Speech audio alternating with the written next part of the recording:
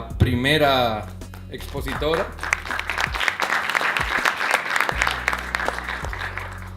Mi amiga Yolanda León. Yolanda es bióloga con un doctorado en asuntos marinos de la Universidad de Rhode Island, maestría en zoología de la Universidad de la Florida, profesora e investigadora de INTEC, directiva del Grupo Jaragua, experta en conservación, aplicaciones ambientales, sistema de información geográfica y manejo costero marino. Pero sobre todo Yolanda es una gran apasionada y una gran defensora del medio ambiente de República Dominicana, y para mí es un privilegio además ser su amigo.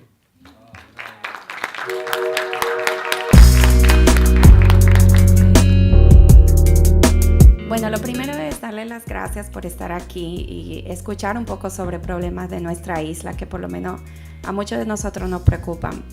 Cuando me invitaron al foro, me dijeron que hablara de deforestación, que es uno de los temas que nosotros hemos estado comunicando, y también la biodiversidad, que es de hecho el área principal en que yo trabajo. Y me dieron algo de la española o de República Dominicana, como tú quieras. Pero nosotros no podemos hablar de República Dominicana o de Haití. Los naturalistas, los ecólogos, los ambientalistas, solo hablamos de la isla, porque la isla es lo que es real. Lo otro, en realidad, son construcciones políticas humanas. Entonces, antes de empezar, y como yo sabía que iba a haber algunos estudiantes aquí, simplemente quiero recalcar algo antes de empezar a hablar de deforestación, y es que nuestra isla tiene verdaderamente una biodiversidad muy especial, y yo creo que muchos de nosotros no nos damos cuenta de eso. Tenemos 6,000 especies de plantas y un tercio de ellos son endémicas. O sea, eso quiere decir que solo están aquí. Si las desaparecemos aquí, desaparecen del globo. Aunque estos números son inferiores, por ejemplo, a la isla de Cuba, que es mayor que nosotros y es entendible, sin embargo, nosotros tenemos mayor densidad de especies, más especies por kilómetro cuadrado. Es decir, que tenemos una gran concentración de estas 6,000 plantas en el territorio. Tenemos 153 especies de reptiles, 96 de ellos únicos de nosotros, no están en otro sitio. Tenemos igualmente 97% de anfibios, de nuestros anfibios son endémicos. Y de hecho, junto a Haití compartimos el dudoso honor de ser la isla con mayor número de anfibios amenazados de todo el mundo, porque tenemos muchos únicos. Tenemos 2 especies únicas de mamíferos, salvo Cuba, no existen en otro lugar del mundo. Los de Cuba son del mismo género, pero las especies son propias nuestras y son lo que quedan de una fauna muy rica que tuvimos de mamíferos hace no tanto tiempo. ¿Por qué tenemos esta biodiversidad? Y esto sobre todo para los estudiantes o quizá alguien curioso. Nuestra isla tiene verdaderamente unas elevaciones altas. El Pico Duarte y parte de algunas otras elevaciones de la Cordillera Central son mayores que incluso las montañas del este de la costa de Norteamérica.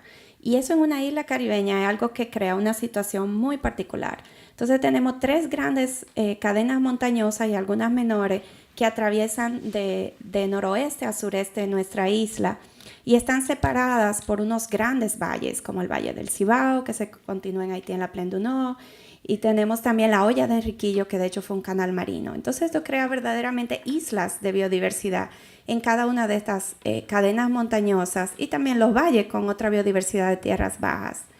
Esto también genera una tremenda, loquísima diría yo, variedad climática, o sea, desde las alturas de las cordilleras hasta la zona, por ejemplo, del lago Enriquillo, que está por debajo del nivel del mar, que aquí tenemos en una foto. Ha sido llamado el Valle de la Muerte de República Dominicana, con temperatura parecida al Death Valley, ¿no? y un ambiente tan difícil como ese. Hasta las alturas, aquí viendo una sabana de la Cordillera Central, que están por encima de los 3,000 metros. Y también a eso tenemos que añadir que somos una isla con una geología muy singular. Hace más o menos 10 millones de años, 2 islas que había en el Caribe desde entonces se unieron y por bastante tiempo, hasta hace 130,000 años atrás, se mantuvieron apenas separadas por un canal marino, que es lo que hoy es la Hoya de Enriquillo, la Plaine Cul-de-Sac en Haití. Y eso mantuvo separadas, pero ya poniéndose en contacto especies. Y eso ha generado algo que para los científicos es muy curioso en esta isla. Y es que tenemos pares de especies muy cercanamente relacionadas, porque vinieron a unirse en este territorio que hoy llamamos la Española, pero que fue en realidad 2 islas en el pasado. Entonces así somos la única isla del Caribe que tenemos 2 iguanas de la roca, la iguana rinoceronte arriba, la iguana de Ricor abajo. Tenemos 2 todis o los barrancolí chicuí o chicuí barrancolí si vamos de izquierda a derecha. Tenemos 2 especies de 4 ojos, el cabeza gris y el otro. Por solo mencionar alguna, pero hay muchos casos más de pares de especies. Entonces, nos preguntaremos, ¿dónde está esa biodiversidad hoy? Y la respuesta rápida, se ve un poco quemado el verde claro, pero es básicamente en República Dominicana, y ya aquí me voy a mi lado de la isla, es en el Sistema Nacional de Áreas Protegidas. Actualmente, por ley, tenemos 1/4 del territorio de República Dominicana es un área protegida. Esto yo creo que poca gente o no lo sabe o no sabe lo que esto significa. Esto es mucho mayor que el promedio global, es mayor que el 17% que se acordó después de muchos jalones de moño en la última Convención de Biodiversidad, una de las 3 convenciones ambientales de las Naciones Unidas. Entonces, nosotros tenemos un sistema verdaderamente ambicioso de áreas protegidas y verdaderamente completo, pero yo diría a la vez representativo de la biodiversidad que tenemos. Y si vamos al mar, tenemos más del 50% de nuestro mar territorial protegido también. Eso de que sea protegido o no ya es otro debate. Pero particularmente yo quería enfocarme ahora en uno de los sitios donde se encuentra la mayor parte de la biodiversidad única de la República Dominicana y Haití, que son los bosques húmedos o los bosques latifoliados. Actualmente solo queda un 10% de lo que fue este ecosistema, que de hecho ocupó más de la mitad de lo que fue la República Dominicana. La ciudad capital propiamente fue un bosque húmedo, si ustedes lo pueden ver en algunos relictos, por ejemplo en el Jardín Botánico. Fíjense que en superficie son idénticos. O sea, yo voy a Haití, entro a un bosque húmedo, me siento que estoy aquí. En realidad es el único, ¿verdad? Es lo mismo en ambos lados. Pero igualmente la degradación ha sido la misma. Y por ejemplo en la Sierra de Bauruco, que se continúa en Haití, en el Massif de la Selle, la degradación ha sido igual. Se ha cortado el bosque y los suelos se han perdido. Y sobre todo en una zona con una caliza muy cerca de la superficie, esto es lo que queda. Un lugar que simplemente no podemos llamar sostenible, ¿verdad? Evocando el título del foro.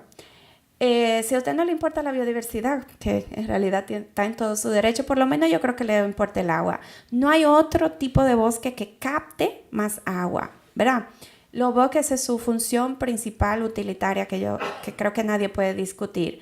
Esa complejidad de arbustos, de estratos, de lianas, de epífitas, de todo eso es lo que hace una trampa de agua que lentamente la va soltando y va formando los ríos que están en nuestro país. Es el río Mulito, la parte de la cuenca alta, que es un tributario del río Pedernales, que de hecho es una cuenca compartida por ambos países. Y aparte de eso también, ¿verdad? Si no le importa el agua, pues por lo menos saber que estos hábitats, por la fauna que albergan, sirven de control de plagas. Ha habido unos estudios muy importantes mostrando el valor económico de millones de dólares, miles de millones de dólares, por ejemplo, del servicio que hacen los murciélagos controlando plagas de cultivo. En Jamaica acaban de establecer y en Centroamérica las aves controlando plagas de los cafetales, incluyendo algunas de las más dañinas. O sea que si usted tiene un pedazo de bosque cerca de su cultivo, usted está ahorrando dinero y está metiendo menos químico al medio ambiente. También estos bosques ayudan con el control de la erosión. Ya vieron aquella foto que estaba todo erosionado cuando se cortó el bosque. Manejo de flujo, la tragedia de Fonverets-Jimani en 2004. Básicamente a mitad de la noche una riada arrasó con las casas de miles de personas a ambos lados de la frontera, y esos flujos incontrolados en gran parte se ha visto que están asociados a la deforestación. Y también tenemos que agregar generación eléctrica.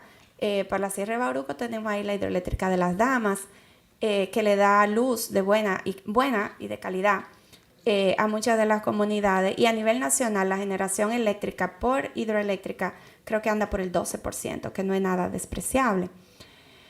Entonces algo que siempre en este tema sale, la gente, bueno, hemos cortado el bosque, vamos a reforestar. Pero la reforestación jamás puede reemplazar esto. Esto es una obra de arte de la naturaleza. Tenemos unas relaciones simbióticas, epifíticas. Tenemos tanta complejidad que sembrar pinito en una fila nunca va a sustituir eso. Y de hecho, por mucho de este tema y de la confusión que yo creo que ha creado y la mala colocación de fondos del Estado, sobre todo. Nosotros hemos empezado a comunicar de ese tema. Esos son una siembra a la derecha de ustedes en Los Arroyos, en el Parque Nacional Sierra de Bauruco, una especie exótica incluso, pino hondureño. Cuando ahí al lado usted nada más mira para arriba y está nuestro grandioso pinus occidental endémico de nuestra isla. Se planta eso y abajo eso es un desierto de biodiversidad. Aparte de que eso no puede captar la misma cantidad de agua que el bosque que se destruyó para poner eso. Entonces tenemos que repensar un poco la reforestación y ya hasta el punto de que no debemos hablar de deforestación, debemos hablar de restauración, que es otra cosa. Entonces, para ilustrar un poco los motores de la reforestación, ¿por qué estamos en esta situación tan terrible que no parecemos poder parar? Yo le voy a hablar un poco del área que hemos más estado trabajando, que es la Sierra de Bauruco, que es parte de la Reserva de Biosfera Jaragua Bauruco Enriquillo, en el sur de la Española o el sureste de la República Dominicana. Creo que no se ve muy bien, pero aquí yo le puse primero una imagen de ese parque en el 2002, no hace mucho tiempo, si estamos hablando de dinámica de la tierra. Y ya para 2012, miren cómo está avanzando la reforestación. Esta línea es del Parque Nacional. Esa reforestación va hacia dentro del Parque Nacional. Más de 30 kilómetros cuadrados han sido talados para establecimiento de cultivos. Si no me creen, pueden entrar a Global Forest Watch, que es un portal público, de acceso público, y de hecho, si ustedes ven para República Dominicana, el mayor parche destruido, deforestado, está en el Parque Nacional Sierra de Bauruco, que es precisamente el parque que tiene más biodiversidad endémica de todo nuestro sistema. Y de hecho es muy curioso porque en Haití ahí se está recuperando. Azul quiere decir recuperación en esos 10 años de bosque. O sea que tenemos que repensar a veces algunos de los esquemas que tenemos en nuestra cabeza. Este es uno de los mapas que hemos preparado con la análisis de imágenes satelitales, o sea, solamente para el contorno del Parque Nacional Sierra de Bauruco. Y entonces en rojo yo he puesto ese ecosistema de bosque húmedo, que es el clave, el valioso y el que lo estamos sembrando a millón. Entonces, en la vertiente sur, sobre todo, fíjense cómo la agricultura, que esta mancha amarilla, se lo está comiendo. Y ya lo que queda es un hilito de ese bosque que en algunos sitios incluso se ha separado en algo que los ecólogos llaman fragmentación. Es decir, que ya las poblaciones dejan de tener conexión una con otra y eso suele señalar cosas malas para ese ecosistema. Entonces nosotros vimos cómo... ¿Qué es lo que está pasando? ¿Cuáles son los motores de esta destrucción tan masiva? Y decidimos hacer un estudio de la parte humana de lo que estaba pasando y hemos hecho una serie de entrevistas durante los últimos 3 o 4 años con las personas que encontrábamos allí. Entonces, en ese proceso nosotros pudimos establecer que había 2 sistemas productivos, comerciales, bien establecidos dentro del parque. Y la vertiente sur le estoy hablando, que es donde enfocamos más porque es la parte que está más amenazado, que está ya listo para desaparecer ese bosque en nuestra generación, no tenemos ni que pensar en el futuro. Y ahí tenemos finca de aguacate de exportación, una variedad Hass, que es un aguacate que tiene como una verruga y se usa para exportación porque tarda más en madurar, el tamaño, una serie de requerimientos. Y también cultivos de corto plazo, sobre todo, o de ciclo corto, como decimos aquí, de habichuelas. Maíz, guandules, algunas cosas que están en 3 meses. Entonces en el año se sacan 2 a 3 cosechas ahí dentro del parque. Para que vean un poco cómo son estos sistemas, estas son las fincas de aguacate. Generalmente son grandes, algunos dueños incluso hay un parque que tiene 5,000 tareas dentro del parque, totalmente dentro del parque, no estoy hablando fuera. Tienen cierta infraestructura y capacidad también para hacerla. Y aquí está el otro sistema de ciclo corto, que es básicamente lo que se llama en buen castellano un sistema de aparcería. En Pedernales lo conocen con el 5x1, porque básicamente a un dominicano que se apropia de un terreno del parque se lo da a una familia haitiana o a un solo haitiano, según. Y entonces esa persona tiene que darle 1/5 parte de la cosecha, es decir, el 20%, y por eso se llama el 5x1. Ahí está metido todo el mundo. En el aguacate suelen ser gente o viejas que tenían algunos terrenos ahí, los que tienen 200, 300 tareas, pero los grandes terratenientes son gente poderosa políticamente o en la comunidad. Otros problemas que también hemos visto, uno es como algo que yo le he dicho, la hemorragia del bosque, es el sendero de aves de los arroyos en la Sierra de Bauruco. Cada vez que yo voy hay un palo nuevo cortado, por lo menos, porque ese sendero de aves ecoturístico es usado también por los jornaleros de las aguacateras. Entonces, su retorno a casa, sobre todo a un poblado que se llama Tetsus, que está por ahí, ellos se llevan su leña para cocinar cada día. Y eso ya ha hecho un claro y ya pronto eso va a ser ya no va a haber bosque ahí. Atento a eso. Además, de vez en cuando, si la sequía lo permite, porque es un bosque muy húmedo que no suele arder, porque usted está goteando agua constantemente, por lo que hablamos ahorita. Las nubes chocan con él. Aunque no sea época de lluvia, siempre hay mucha humedad. También tenemos de vez en cuando horno de carbón. Tenemos también muy preocupante trabajo infantil con alto uso de agroquímicos. Ese niño está usando paraquat sin ninguna protección. Paraquat desde el 93 está prohibido en República Dominicana, pero eso es República Dominicana. Y también una erosión muy severa que ya no da muchas posibilidades para restauración. Entonces aquí esta diapositiva un poquito más densa, quizá para plantearla un poco para el debate. ¿Cuáles son las causas raíz de eso? Ya vimos que la reforestación no ataca las causas raíz, sino vamos a cuáles son los verdaderos motores. En República Dominicana tenemos un sistema doble de titulación de tierra. Tenemos una ley muy moderna con títulos georreferenciados, lo que se llaman títulos certificados, que lo da la Dirección General de Catastro, pero esa ley no anuló algunas leyes que datan de la época de Trujillo, incluso algunas del siglo pasado, que todavía premian por ocupación sostenida.